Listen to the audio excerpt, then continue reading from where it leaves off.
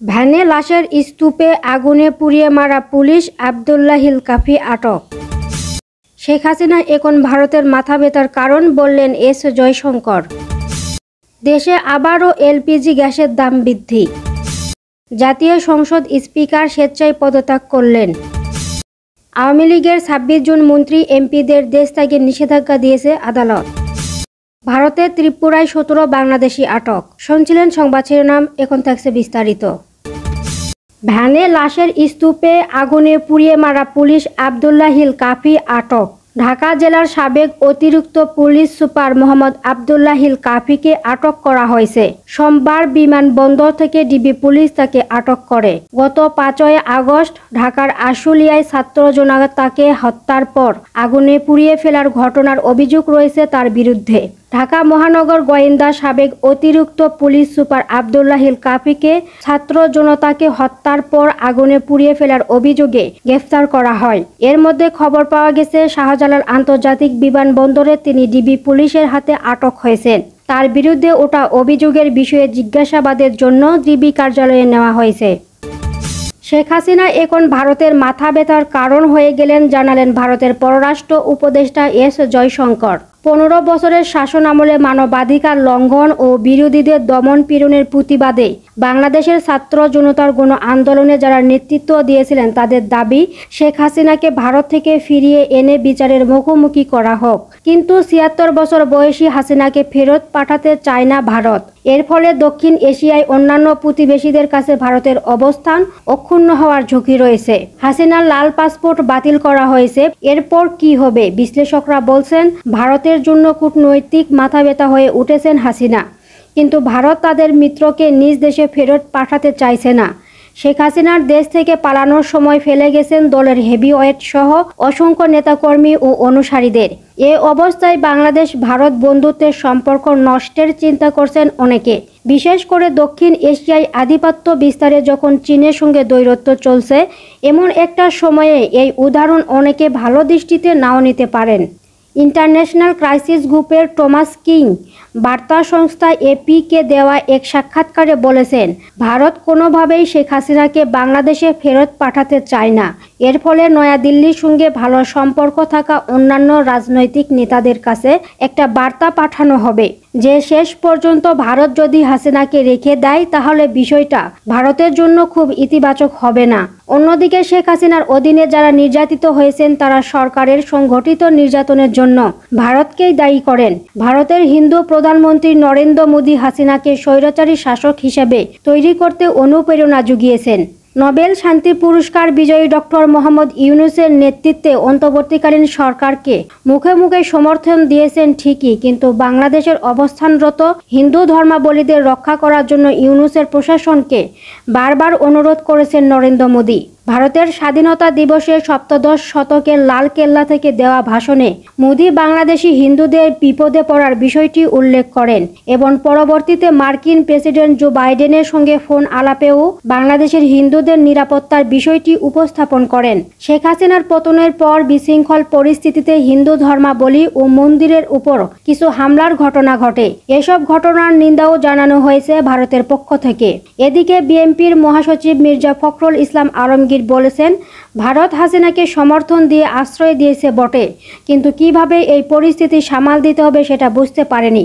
হাসিনার আমলে গ্রেপ্তার হওয়া হাজার হাজার বিএনপি নেতাকর্মীদের একজন ছিলেন মির্জা ফখরুল। ভারত হাসিনাকে রেখে দেওয়ার সিদ্ধান্ত নিলে সেটা বাংলাদেশে ভারতের মধ্যে বন্ধুভাবাপন্ন সম্পর্কের অবনতি ঘটাবে। জার্মান ভিত্তিক সংবাদ মাধ্যম ডয়েচ ভেল বলেছেন, এমন অনাস্থা ও অবিশ্বাসের পরিস্থিতির মধ্যে গত আগস্ট মাসে ভয়াবহ বন্যায় আক্রান্ত হয় দুই দেশই। তবে অনেক বাংলাদেশি পক্ষ থেকে ভারতকে এই বন্যার জন্য দায়ী করা হয়। অন্যদিকে বাংলাদেশে নিযুক্ত ভারতের সাবেক রাষ্ট্রদূত পিনাক রঞ্জন চক্রবর্তী বলেন, শেখ হাসিনাকে ফিরিয়ে আনার চাপ না দিয়ে দ্বিপক্ষীয় সম্পর্ক রক্ষা করা বাংলাদেশের জন্য বেশি ভালো হবে। যে কোনো বুদ্ধিমান সরকার এই বিষয়টি বুঝতে পারবে। হাসিনার ভারতে থাকার বিষয়টিকে কোনো ইস্যুতে পরিণত করা বাংলাদেশের জন্য কোনো সুবিধা তৈরি করতে পারবে না।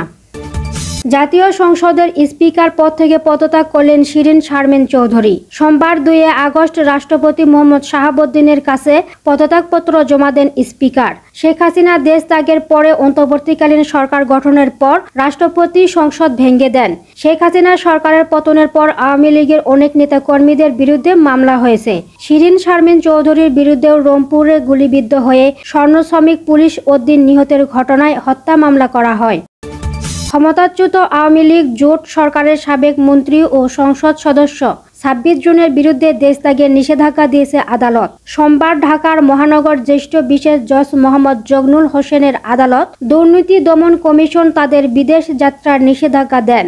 বিগত সরকারের সাবেক প্রধানমন্ত্রী এবং বিভিন্ন সংসদ সদস্যদের বিরুদ্ধে অনিয়ম ও দুর্নীতির মাধ্যমে অবৈধ সম্পদ অর্জনের অভিযোগ রয়েছে।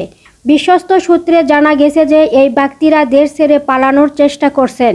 অভিযোগে সুষ্ঠু অনুসন্ধানের স্বার্থে তাদের বিদেশ গমন বন্ধ করা জরুরি। যাদের বিদেশ গমন নিষেধাজ্ঞা দেওয়া হয়েছে তারা হলেন সাবেক বাণিজ্য মন্ত্রী টিপু মুন্সি, সাবেক আইনমন্ত্রী আনিসুল হক, স্থানীয় সরকার মন্ত্রী মোহাম্মদ তাজুল ইসলাম, সাবেক ধর্ম বিষয়ক মন্ত্রী ফরিদুল হক খান, যুব ও ক্রীড়া মন্ত্রণালয়ের সাবেক প্রতিমন্ত্রী মোহাম্মদ জাহিদ আহসান, সাবেক সংসদ সদস্য বেনজির আহমেদ, কাজী নাবিল আহমেদ, মোহাম্মদ হাবিবুর রহমান, সাবেক পানি সম্পদ মন্ত্রী আনোয়ার হোসেন, সাবেক তথ্যমন্ত্রী হাসানুল হক ইনু, সাবেক সংসদ সদস্য শহীদুল ইসলাম বকুল ও ডক্টর এনামুল রহমান। তাদের বিরুদ্ধে নিষেধাজ্ঞা চেয়ে আদালতে আবেদন করেন দুদক কর্মকর্তা জাহাঙ্গীর আলম। দেশে ভোক্তা পর্যায়ে এলপিজি গ্যাসের দাম 12 কেজিতে 44 টাকা বাড়িয়েছে বিইআরসি।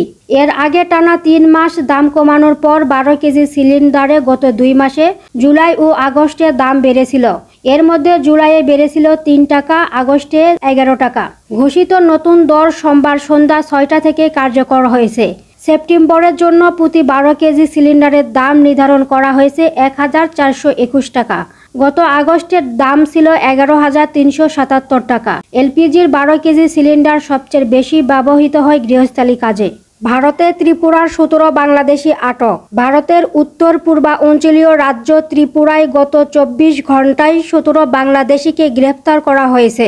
ত্রিপুরার আইন শৃঙ্খলা বাহিনী রাজ্যের বিভিন্ন স্থানে একযোগে অভিযান চালিয়ে তাদের গ্রেফতার করে। ত্রিপুরার আইন শৃঙ্খলা কর্তৃপক্ষ রাজ্যের বিভিন্ন সীমান্ত এলাকায় একযোগে অভিযান পরিচালনা করেছে। এ সময় অবৈধভাবে ভারতের প্রবেশের অভিযোগে বাংলাদেশের কক্সবাজার জেলার 3 বাসিন্দাকে গ্রেফতার করা হয়েছে বলে ত্রিপুরার পুলিশ জানিয়েছে। এর আগে ত্রিপুরার লঙ্কামুড়া এলাকায় অভিযান চালিয়ে এক বাংলাদেশিকে গ্রেফতার করে রাজ্য পুলিশ। পরে তাকে আদালতে তোলা হয়। তার বিরুদ্ধেও সীমান্ত আইন লঙ্ঘন করে ভারতে প্রবেশের অভিযোগ আনা হয়েছে। একই সময়ে ত্রিপুরার সিটি সেন্টারের সামনে থেকে 2 বাংলাদেশি নাগরিককে পৃথক অভিযানে ভারতের সীমান্তরক্ষী বাহিনী বিএসএফ 14 বাংলাদেশিকে গ্রেফতার করেছে বলে জানিয়েছে। ত্রিপুরার কারবুক থানা এলাকার ভাটিয়ারি এলাকার সীমান্ত চৌকির কাছ থেকে ওই বাংলাদেশিদের গ্রেফতার করা হয়। গ্রেফতারকৃতদের মধ্যে একজন পুরুষ, 5 জন নারী ও একজন শিশু রয়েছে।